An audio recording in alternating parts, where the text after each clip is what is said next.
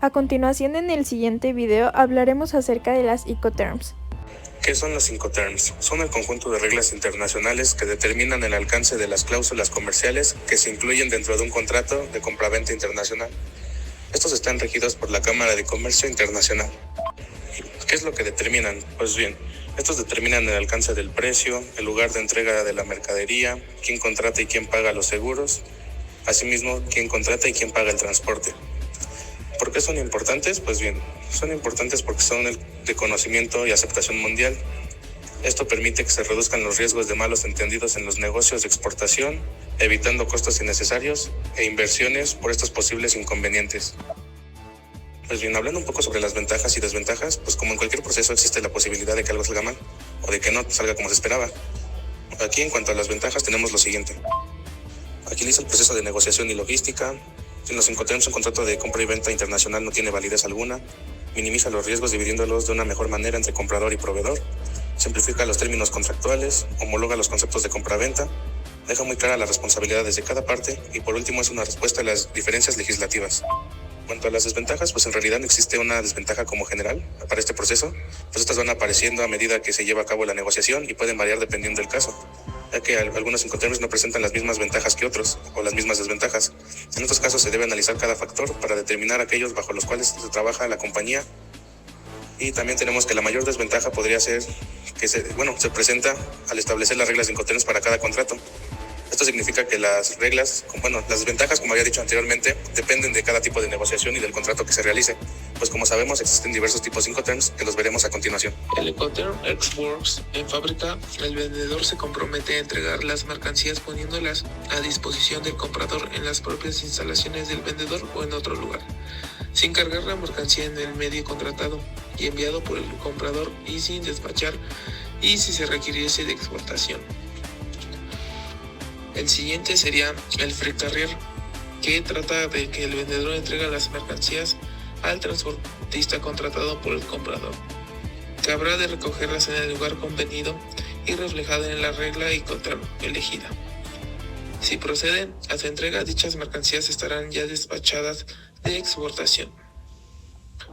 El siguiente sería Carriage Paid To, que sería transporte pagado hasta. El vendedor contrata y paga el transporte hasta el lugar concretado en el Incoterm, pero a efectos de transmisión del riesgo al comprador, la entrega se produce cuando se transfiere la mercancía al porteador contratado. El siguiente sería el Carriage and Insurance Paid To, que sería transporte y seguro pagados hasta, donde el vendedor está obligado a contratar, además del transporte hasta el lugar especificado, un seguro que cubra los riesgos de la mercancía respecto a su transporte. El siguiente sería Delivered at Place, que sería entrega en lugar. El vendedor paga todos los costes y soporta todos los riesgos del transporte hasta que pone la mercancía a disposición del comprador, eso sí, sin descargarla en el lugar del destino. Este Incoterm fue creado en el 2010 para sustituir al DDU, Delivery Duty Paid, a partir del cual la entrega se producía cuando el vendedor ponía la mercancía a disposición del comprador, eso sí, sin despachar de aduana y sin descargar la mercancía de los medios de transporte a su llegada a destino. Y por último sería el DPU, Delivered at Place Unload, que como mencionamos es el que sustituyó, que es el vendedor paga los costes y soporta los riesgos del transporte hasta poner a la mercancía a disposición del comprador, al igual que en la DAP, pero además el vendedor asume del coste y riesgos relativo a la descarga de la mercancía en el lugar del destino asignado.